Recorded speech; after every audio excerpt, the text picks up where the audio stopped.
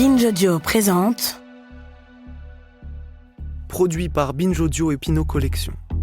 Ça a commencé comme ça, Marlène Dumas.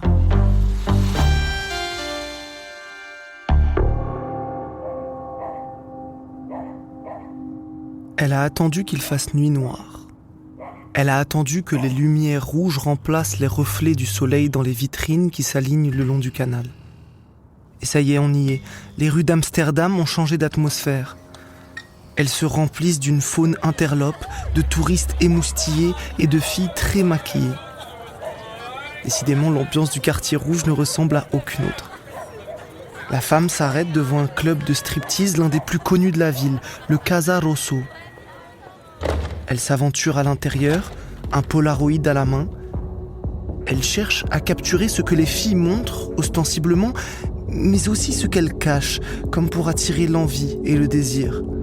Alors elle photographie des visages, des poses, des attitudes. Ce qu'elle en fera, elle ne le sait pas encore. Elle a bien une idée, oui. Ce qu'elle aimerait, c'est en faire des peintures qui se prostituent. Oui, vous avez bien entendu. Des peintures qui se prostituent. Qui usent de tous les stratagèmes pour attirer l'attention. Un peu plus tard, plus loin, elle repense à ces femmes. Finalement, se dit-elle, ces prostituées ressemblent aux artistes. Alors elle écrit ces quelques lignes. Les artistes, souvent, aiment faire semblant. Les artistes, souvent, font semblant d'aimer, plus qu'ils ne le peuvent. Ils veulent que tout le monde les désire, alors qu'ils ne désirent personne. L'artiste derrière ces mots s'appelle Marlène Dumas. Elle est l'une des grandes figures de l'art contemporain, plus précisément de la peinture, qui est son médium de prédilection depuis plus de 45 ans.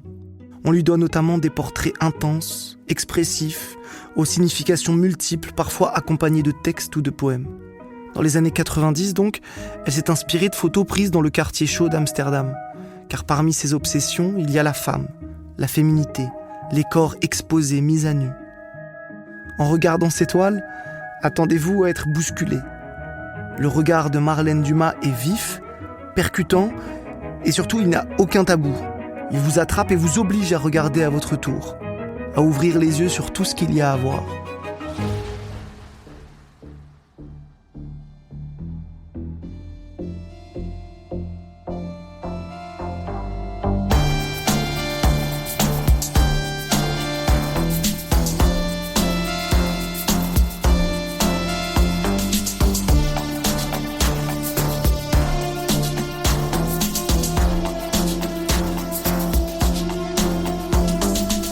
Ça a commencé comme ça. Marlène Dumas. Si l'on devait trouver le son de l'enfance de Marlène Dumas, il ressemblerait peut-être à ça. Au son de la nature luxuriante, loin de l'activité urbaine et du chaos du monde. Cet espace dans lequel elle grandit se trouve en Afrique du Sud, où elle est née, en 1953. Alors j'ai grandi en Afrique du Sud, je suis née dans une ferme, dans un tout petit village. J'avais 2 frères et dans ma petite enfance, ce que j'aimais particulièrement, donc avant d'être en âge d'être scolarisée, ce que j'aimais faire, c'était être dans la campagne. Vous savez, on me pose souvent les questions sur l'Afrique du Sud dans laquelle j'ai grandi. C'est vrai qu'à chaque fois, j'ai un peu l'impression d'être en séance de psy quand on me pose ces questions. Et pourquoi lui pose-t-on ces questions ? Eh bien, évidemment, parce que l'Afrique du Sud vit alors une période trouble de son histoire. Lorsque Marlène Dumas naît, cela fait à peine quelques années que les lois de l'apartheid ont été votées. Dans ce pays, on a institutionnalisé la ségrégation raciale, qui impose, notamment, une séparation géographique entre les Noirs et les Blancs. Coexistence des Noirs et des Blancs, tel est le problème angoissant de l'Afrique du Sud, et que la question raciale est ici une question de nombre. 3 millions de Blancs pour 11 millions de Noirs et d'Hindous. Pour ces Blancs minoritaires, dont l'Afrique du Sud est la seule patrie, il s'agit de préserver le patrimoine européen devant une population croissante de Noirs qui constitue une main-d'œuvre indispensable. Voilà comment on parle de l'apartheid à l'époque dans les actualités françaises. De cette politique brutale et raciste qui dura plus de 40 ans. À Johannesburg, 2 mondes se croisent maintenant dans les rues sans jamais se regarder dans les yeux. Autobus pour les Noirs. Tramways pour les Noirs sont interdits aux Blancs sous peine d'amende. Le contexte étant posé, revenons maintenant à Marlène Dumas. Enfant, elle développe très tôt un goût pour le dessin. Elle croque tout ce qu'elle voit, sa famille, les gens de passage. Mais il n'y a pas que le dessin. Dans l'un de ses premiers textes, elle écrit d'ailleurs « Je ne me souviens pas du moment où j'ai commencé à dessiner, mais je me souviens du moment où j'ai commencé à lire. » Et c'est dans cet entre-deux, entre mots et images, entre ce qui est montré et ce qui est dissimulé, que son œuvre se construit. Son nom, d'ailleurs, l'interroge. Marlène Dumas. Elle a cru, à une époque, qu'elle était apparentée à Alexandre Dumas, oui, le célèbre auteur des Trois Mousquetaires. Mais ce n'est pas le cas. Ce qu'elle a fini par apprendre, c'est que ses ancêtres auraient quitté l'Europe vers 1600 pour rejoindre l'Afrique du Sud, peut-être à cause des guerres de religion, ou bien parce qu'ils étaient des criminels. Lorsqu'il est temps de partir à l'université, Marlène Dumas choisit les Beaux-Arts. Là-bas, elle affirme une indépendance d'esprit qui ne la quittera plus et un caractère très critique. Par exemple, elle est contrariée par les règles figées de certains professeurs, par le maniérisme ou la candeur de certains artistes. C'est aussi à cette époque, en ce début des années 70, qu'elle découvre la poésie d'Allen Ginsberg, les films de Bergman, René et Godard, et aussi les photos du Sud-Africain David Goldblatt. Goldblatt, à l'époque, est une référence dans le monde de la photographie. Ces photos montrent des Noirs, des Blancs, des Hindous dans leur contexte de vie en Afrique du Sud, témoignant des réalités du quotidien, des inégalités criantes, de la domination de la population blanche sur les autres. Marlène Dumas est blanche et d'éducation protestante, mais ses années étudiantes l'ouvrent enfin au monde. Pour la première fois, elle est en classe avec des personnes d'origines diverses et dîne avec des familles musulmanes ou juives. Quand elle a 23 ans, en 1976, elle décide de partir, de poursuivre ses études ailleurs. Et elle choisit Amsterdam, aux Pays-Bas, où elle vit toujours aujourd'hui. Ce qu'elle laisse derrière elle, sa famille, à qui elle est très liée, et un pays qu'elle quitte au moment même où il s'embrase. À l'été 1976, c'est le début des émeutes de Soweto. Soweto, sans doute vous ne connaissez pas, et pourtant c'est l'une des plus grandes villes noires du monde, 1 million d'habitants à peu près. Johannesburg, en revanche, vous devez connaître, c'est la plus grande ville d'Afrique du Sud. Soweto, c'est là où vivent les Noirs qui travaillent à Johannesburg. Ils n'ont pas le droit de résider en ville, ils sont dans la zone noire.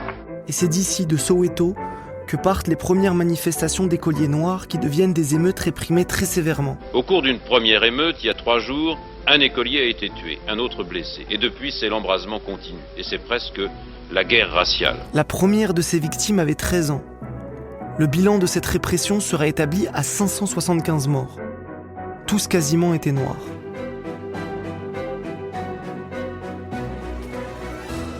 À 23 ans donc, Marlène Dumas découvre un environnement totalement nouveau.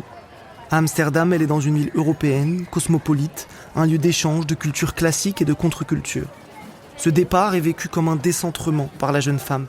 Elle dira plus tard qu'il lui a d'ailleurs permis de comprendre la violence des images qu'elle avait toujours considérées comme normales. Oui, ce départ a radicalement changé sa manière de voir. Elle le dit elle-même. « Ce n'est que loin de l'Afrique du Sud que j'ai réalisé ce que le regard peut cacher. » Ses premières œuvres sont des collages, comme par exemple Love vs Death, réalisé en 1980, L'amour contre la mort. Autour de dessins au crayon ou à l'encre montrant des scènes d'amour et d'affection, elle accroche différents éléments de texte, des coupures, des journaux, des photographies. On y trouve par exemple la photographie d'Aldo Moro, homme politique italien enlevé et assassiné par les Brigades Rouges en 1975. Déjà, on voit apparaître ses thèmes de prédilection, l'amour, la politique, le deuil, et une manière bien à elle de confronter tout cela. Et c'est aussi en ce début des années 80 qu'elle réalise ses premières peintures de portraits. Le portrait qui va devenir sa grande spécialité, sa marque de fabrique. De cet art figuratif, elle fait un territoire d'expression multiple, des œuvres puissantes sur la forme comme sur le fond. Exécutées rapidement, avec peu de couleurs, ces peintures sont techniquement très maîtrisées. C'est un travail de virtuose. Prenons l'un de ses premiers portraits, The White Disease, la maladie blanche, qu'elle a peint en 1985. Il s'agit du gros plan d'une femme, recouverte d'un lavis blanc, surmonté de taches grisâtres, donnant l'effet d'une peau crayeuse, avec par endroits des touches de rose. Il n'y a pas d'arrière-plan. Marlène Dumas s'en est débarrassée. Elle assume de le rendre aussi plat que possible, sans perspective. Ce visage nous saisit et nous met un brin mal à l'aise. Allez le voir. Comme son titre l'indique, cette femme a l'air malade, mais de quoi ? certains d'entre vous l'ont peut-être deviné, la croyance en la supériorité blanche est au cœur de ce tableau. L'inégalité entre les hommes, le racisme avec lequel Marlène Dumas a vécu pendant ses 20 premières années. Elle dit à ce propos « Les Blancs partagent une culpabilité collective qui ne sera pas pardonnée de notre vivant. » Le voilà le sujet du tableau. Et les mots ont toujours leur place dans son travail. Les titres qu'elle donne à ces tableaux sont essentiels dans son œuvre, ce n'est pas anecdotique. Elle cherche toujours à ajouter une dimension que notre œil n'a pas réussi à voir. Le titre aussi doit pouvoir participer de l'œuvre. Et il faut que la toile puisse supporter, je dirais, le titre. Parfois, il y a des titres très impressionnants. Et après, vous voyez la toile et vous dites, oui, bon, est-ce que vraiment le titre est en rapport avec la puissance de l'œuvre ? Pour vous dire qu'au final, c'est la toile qui va dicter ce qui se passe. Et je ne sais jamais parfaitement d'emblée ce qu'elle va être, à quoi elle va ressembler. D'ailleurs, si je savais ce que ça allait donner, je pourrais tout à fait demander à quelqu'un d'autre de la peindre pour moi. Et c'est pour ça que je peux pas le faire. Pour La Maladie blanche, Marlène Dumas s'est inspirée d'une photographie prise par l'un de ses amis qui travaillait dans une clinique dermatologique. Elle peint toujours à partir de photos qu'elle trouve dans des magazines ou bien qu'elle prend elle-même avec un Polaroid. Le point de départ peut donc être un inconnu, une star, un ami de l'artiste ou une connaissance. Alors des peintres qui utilisent la photographie, ce n'est pas nouveau. Au XIXe siècle déjà, quand la photographie apparaît, les peintres Eugène Delacroix ou Jean-Auguste Dominique Ingres s'en inspirent. Dans les années 70, les hyper-réalistes reproduisent à l'identique des photographies pour interroger la frontière entre les deux arts. Marlène Dumas, elle, en fait un véritable processus. Elle collecte les images dans les journaux, les livres, dans l'histoire de l'art, dans la mode. Elle les épingle ou les classe dans des boîtes thématiques étiquetées, guerre, couple ou porno. Puis, elle se les approprie. Aucune des personnes qu'elle photographie n'est au courant de ce qu'elle va faire avec. Rien n'est préparé, rien n'est mis en scène. Elle-même, semble-t-il, ne sait pas quelles photos vont devenir peinture. Écoutons-la expliquer comment, à partir d'une scène familiale, elle a fini par peindre un chef-d'œuvre. Par exemple, vous prenez cette toile qui s'appelle The Painter, ma fille. Et ce qui a été intéressant ici, c'est que c'était en Afrique du Sud. Elle jouait là-bas et je parlais avec une amie et elle, pendant ce temps-là, ma fille était en train de dessiner puis de peindre sur une feuille de papier. Et ensuite, je me suis retournée parce que j'avais pas regardé ce qu'elle avait fait. Et elle était debout, elle avait peint une croix, en fait, et d'autres choses également, et également une zone pubienne qu'elle avait colorée en bleu, et elle était là, elle était debout, on a pris une photo à ce moment-là de cette scène, et cette image-là que j'ai gardée pendant un certain temps dans mon atelier, elle m'a inspirée au bout d'un moment, je l'ai pas utilisée tout de suite, mais tout à coup je me suis dit, mais tiens, il y a une toile, il y a un tableau en fait, dans cette photo. Et en effet, lorsqu'on regarde ce tableau, The Painter, on est face à autre chose qu'une simple petite fille qui joue avec des pots de peinture. Elle est nue, le visage blanc, très pâle, presque translucide. L'une de ses mains est recouverte de rouge, l'autre de bleu. Son ventre est aussi largement taché de couleur bleu pâle. Elle nous fixe. Elle semble en colère, en décalage total avec l'idée qu'on se fait d'un enfant en train de dessiner. La fille de Marlène Dumas, Elena, joue de nombreux rôles dans l'œuvre de sa mère.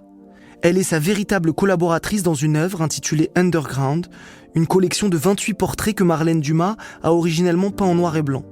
Sa fille, âgée de 5 ans, les trouve ennuyeux. Alors elle les intègre à ses histoires, elle y ajoute des couleurs au crayon ou à la peinture acrylique. Marlène Dumas décrit ce processus comme une subversion de son œuvre par son enfant. Il permet de relativiser les hiérarchies habituelles, de prendre de la distance avec la position supérieure dite de l'artiste, renversée ici par la candeur et la légèreté de l'enfance. Sa fille lui inspire aussi à sa naissance de nombreux dessins et peintures, prenant pour sujet la femme enceinte, le fœtus, les nouveau-nés. En 2018, lorsqu'Elena est enceinte à son tour, Marlène Dumas crée un grand tableau d'une femme nue, enceinte, intitulé « Birth ». Ce qu'elle veut alors, c'est créer un autre type de Vénus, ou d'Aphrodite pour les Grecs, la déesse de l'amour. Celle-ci a été tellement représentée que, dans notre imaginaire collectif, elle est devenue le symbole de la féminité. Marlène Dumas, elle, s'inspire d'une déesse ancienne, de l'époque sumérienne, appelée Inanna ou Ishtar. Déesse de l'amour, du sexe et de la fertilité, elle est souvent représentée les mains levées. Alors, sur une toile de 3 mètres de haut, Marlène Dumas peint une femme enceinte en blanc, sur un fond rouge, les mains levées, le regard droit. Et elle brise la représentation habituelle de la femme. La femme qu'elle explore dans toutes ses facettes, les plus provocantes et les plus sensuelles. Souvenez-vous, quand Marlène Dumas déambulait dans les rues du quartier rouge d'Amsterdam. Dans les peintures qu'elle crée alors, elle montre les corps nus dans des poses lascives, les cuisses ouvertes dans X-Posture ou le sexe en érection dans Direction. C'est à cette époque également qu'elle réalise Miss January, qui montre une femme nue jusqu'à la taille, le pubis visible sur une toile monumentale. Les inspirations de Marlène Dumas sont très nombreuses. Proches, inconnus, célébrités, artistes. Elle s'intéresse par exemple au cinéaste italien Pasolini, assassiné en 1975.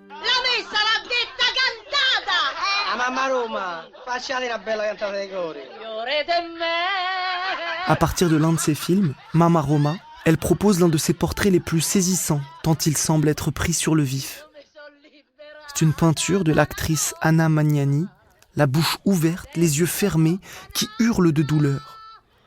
Peint dans des tons noirs et blancs, le portrait est cadré de manière à ce que l'on soit projeté dans son visage, du bas de la bouche en partie coupée jusqu'en haut du front.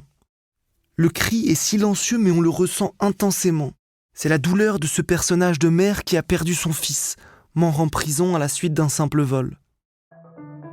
Marlène Dumas crée aussi des séries de portraits qui sont disposés les uns à côté des autres, de manière à former des sortes de grilles de visages. Parmi eux, les Black Drawings, constitués de 111 visages de personnes noires. Elle utilise l'encre et l'aquarelle et travaille les effets d'ombre et de lumière sur les visages, marquant les différentes expressions. La série Models présente 100 visages de femmes, toutes mises sur le même pied d'égalité, qu'elles soient anonymes ou célèbres. Ces séries nous interrogent en fait sur les classifications. Cette manière de catégoriser les individus, de les assigner à un rôle, une appartenance. Elle nous rappelle évidemment les politiques ségrégationnistes de l'Afrique du Sud qui catégorisent selon les races ou les ethnies. Dans ce même élan, elle crée Skulls, crânes, une œuvre composée de 36 crânes peints. Elle s'est inspirée d'un épisode célèbre de la Révolution française, l'assassinat de Marat par Charlotte Corday. Cette dernière fut guillotinée et son crâne, ainsi que son cerveau, ont été conservés pour réaliser des expériences. Alors des peintures de crâne, ça peut paraître déroutant, voire repoussant pour certains, mais en réalité, l'œuvre est fascinante. Chacun des crânes est différent. L'artiste joue avec les angles de vue, les formes, les couleurs, et en y regardant bien, on observe chacun des crânes individuellement. Il semble qu'ils aient chacun une personnalité, tout en ayant tous le même funeste destin, celui propre à la condition humaine. Marlène Dumas est profondément ancrée dans son époque. Elle questionne, bouscule, provoque. Elle montre ainsi les corps sans vie, des terroristes, des martyrs, des suspects. La peinture No Belt, pas de ceinture, montre un jeune garçon qui lève son t-shirt pour dévoiler son torse. C'est un geste qui est tristement devenu habituel dans certaines régions du monde ces dernières décennies. Il s'agit, aux postes frontières notamment, de montrer que l'on ne porte pas de ceinture d'explosifs. Le visage de l'enfant est peint en gris, comme s'il n'était pas regardé, pas considéré. Ses vêtements sont blancs, ses bras et son torse dans des tons ocre, ces couleurs conduisent notre regard subtilement à observer son torse. Marlène associe un texte à cette œuvre qui prend comme souvent une dimension politique.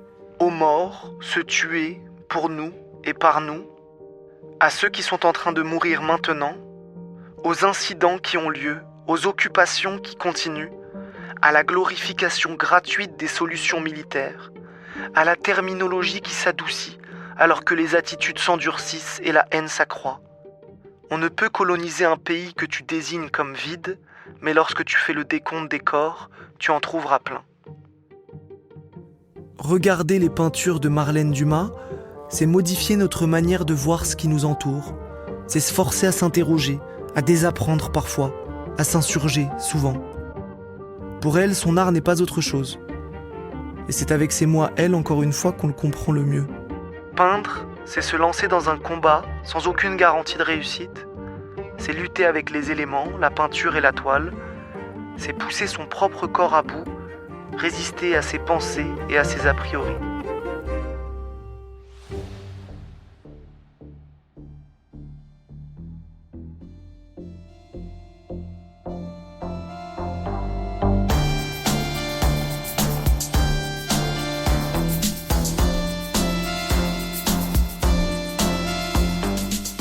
Ça a commencé comme ça est un podcast Binge Audio, Pinot Collection, écrit par Caroline Alazi, raconté par moi-même, Younes Boussif. Prise de son, Paul Berthiaud et réalisation, Elisa Grenet.